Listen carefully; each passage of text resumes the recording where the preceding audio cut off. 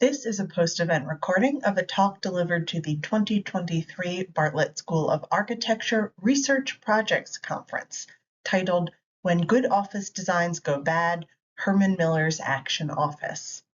The material in this talk is from Chapter 2 of my dissertation, tentatively titled Where Do You Cry in an Open Plan Office?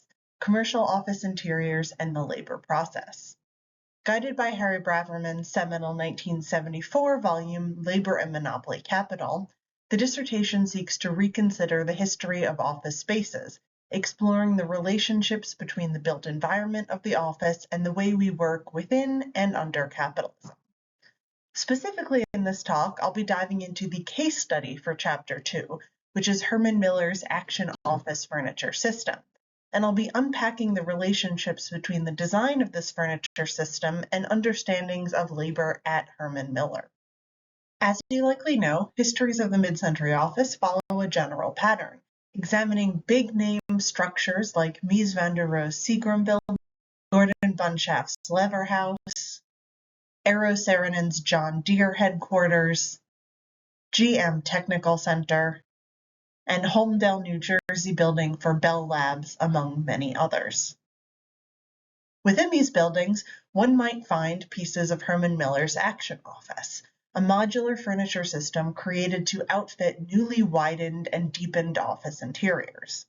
Action Office's prevalence throughout the United States and the system's continued presence in architectural and design histories of office system make Action Office an important lens through which we can view the mid-century office. The quantity and quality of archival materials remaining at Herman Miller around the system, and the company's very generous policy of allowing robust scholarly access further the allure of writing on the system to explore mid-century offices. Some background information on Herman Miller might help here. Herman Miller is an American furniture manufacturer located in Zeeland, Michigan. Founded in 1905 as the Star Furniture Company, Herman Miller pivoted to the creation and dissemination of modernist furniture in 1933 under the guidance of CEO D.J. Dupree and creative director and designer Gilbert Rohde.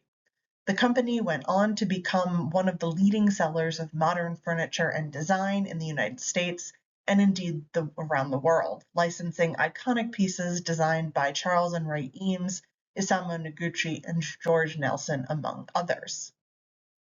As you're likely aware, Herman Miller has played a large role in the fields of architectural and design history. You're probably less aware that the firm has also loomed large in literature emerging from human relations and human resources disciplines as a successful pioneer and user of a Scanlon Plan. This is a crucial piece of information which, as I'll get to in a bit, provides new insights into the development and evolution of Action Office and the mid-century office writ large.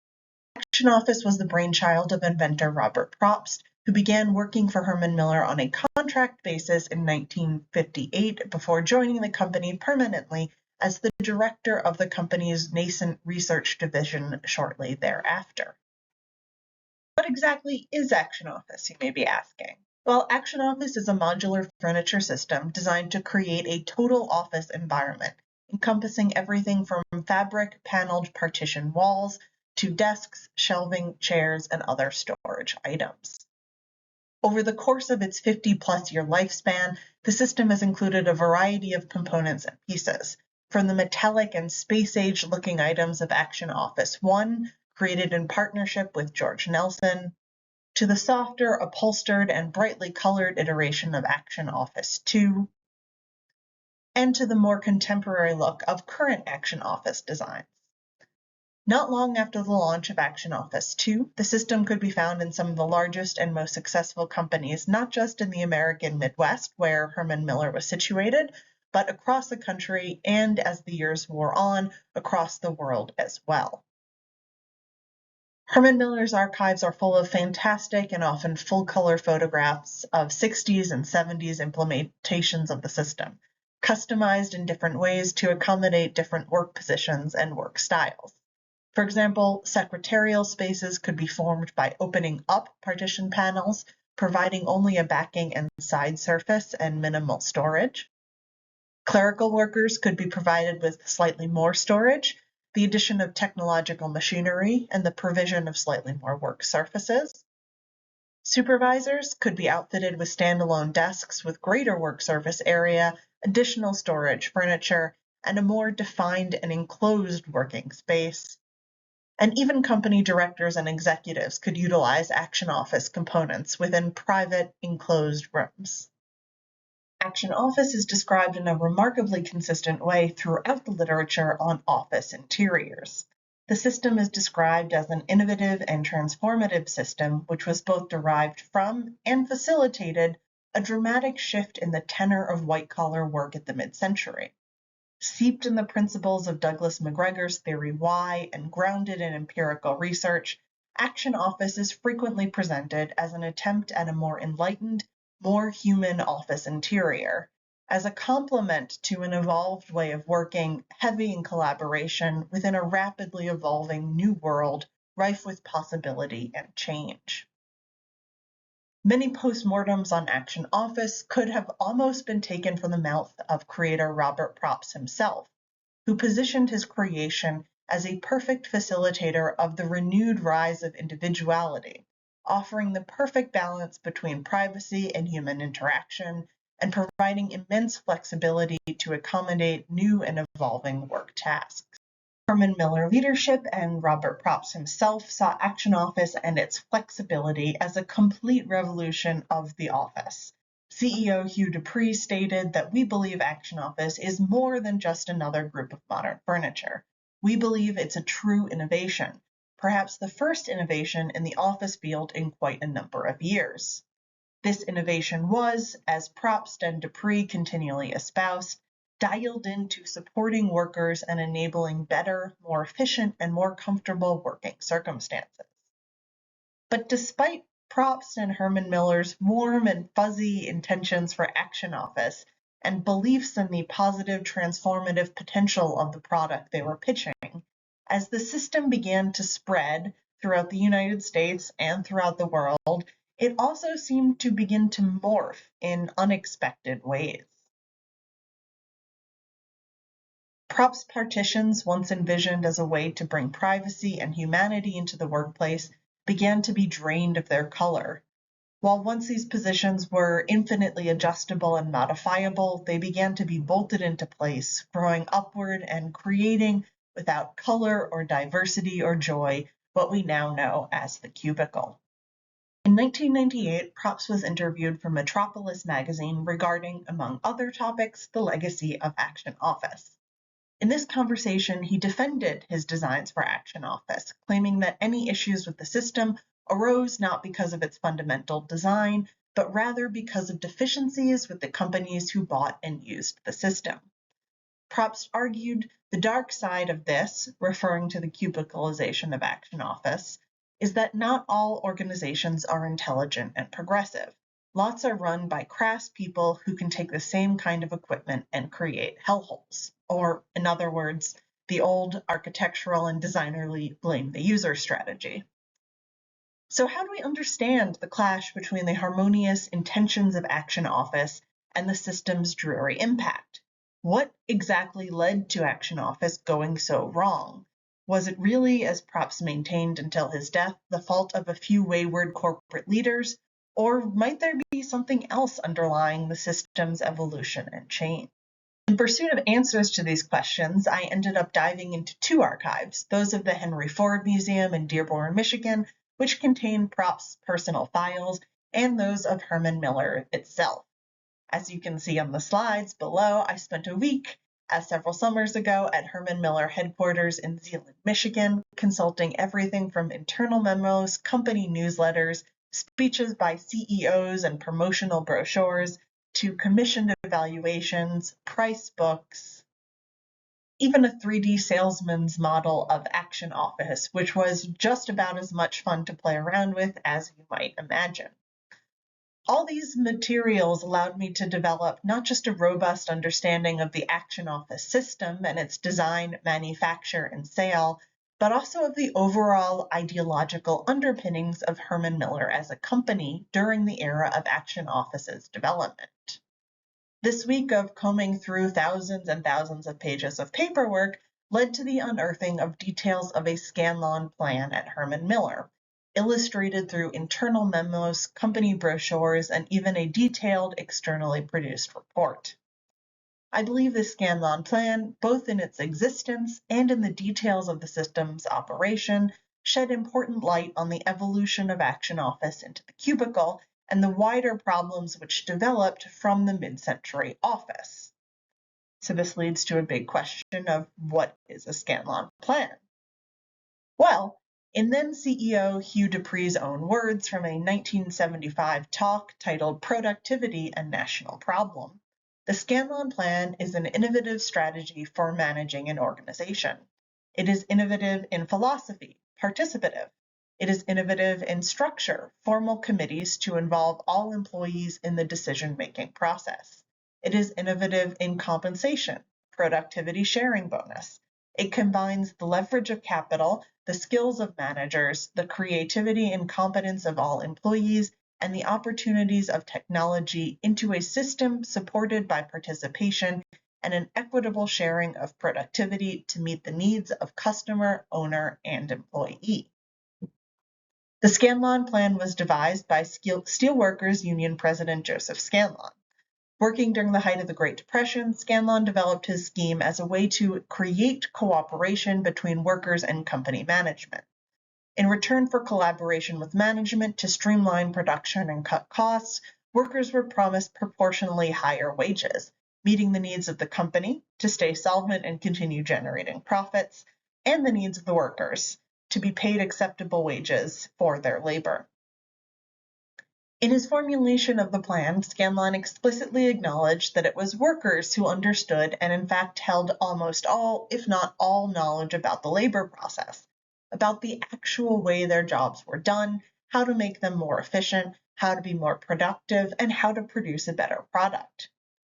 Because workers held all the knowledge about how to improve production, it was workers who needed to be suggesting and driving changes within workplaces. And this is, at its core, a Marxist understanding of labor and labor relations, following the Marxian idea that labor is an inalienable, inseparable part of humans, and because of this, knowledge of the labor process only truly resides in workers themselves. Materials I dug through in Zealand, however, illustrated a very different understanding of the worker-management relationship within Herman Miller in relation particularly to their implementation of the Scanlon Plan. Documents like introductory brochures to the plan, company newsletters, process and improvement forms, and C-suite memos suggested that while Herman Miller paid some lip service to the idea of workers as the source of labor knowledge, practically, the company still seemed to believe that management knew best. This material illustrates how within Herman Miller Plan ideas were filtered along long and complex bureaucratic committees and sifted through levels of management to assess their suitability or viability. The plan started with a suggester completing a detailed form regarding their suggestion, and passing this form along with, and I'm quoting here, drawings, research, or other documentation to a work team leader. The work team leader would then review the suggestion for, quoting again, relevance and importance, and to see whether additional research was needed. If the suggestion was deemed viable and appropriate, and was small, inexpensive, and feasible enough to implement on a local level, the work team leader was empowered to authorize the suggestion. If the suggestion was deemed inappropriate or unnecessary, it could be rejected at this stage. If the suggestion was larger, more complicated, involved multiple teams or departments, or was more costly, the work team leader was instructed to forward the suggestion to their own work team leader. I'll call work team leader 2. Work team leader 2 could then either accept, deny, or pass along the proposed suggestion to their own work team leader 3. In turn, work team leader 3 could accept, deny, or pass along the proposed suggestion to the suggestion council, and through the suggestion council, the cost reduction department. Responses to employees regarding their suggestion seem to have taken a similarly circuitous route, being routed through the responding council and a responding work team, before arriving back in the hands of the initial suggester.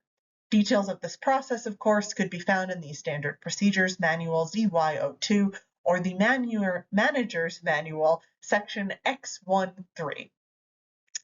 And there's lots more about Herman Miller's Scanlon Plan and what it says about the company's approach to the labor process than I have time for today, processes and attitudes which my archival research brought to light. All in, these materials I explored suggested an understanding of a harmonious labor process at Herman Miller, in which employers and employees shared interests, where employees were happy to make their work more productive and efficient, but where management still retained and enforced hierarchies and power differentials within the workplace. I think these attitudes and understandings are really important, because if we see Action Office as a physical manifestation of Herman Miller's conception of work and the company's understanding of what labor relations were, could, and should be, which I think we should, then examining their Scanlon Plan is crucial to understanding Action Office. But despite this cruciality and the relative largeness of the plan within managerial literature, I've yet to encounter any mentions, even very brief, of the Scanlon Plan in any of the existing architectural or design literature on Action Office. This is a big and important gap because, I believe, Herman Miller's Scanlon Plan and the company's general approach to labor relations and labor processes lay the foundations for both the conception and reality of Action Office. Or put much more simply, Herman Miller's understanding of work, of course, shaped their design of a furniture system for workplaces. And incredibly crucially in all of this, Herman Miller's understanding of the labor process was quite wrong. It did not, and still does not, match the reality of capitalist labor relations and the capitalist labor process. Workers and company management, company owners, as economists across the spectrum tend to agree, do not share interests within the workplace. In fact, capitalism functions on a very basic principle of exploitation of labor.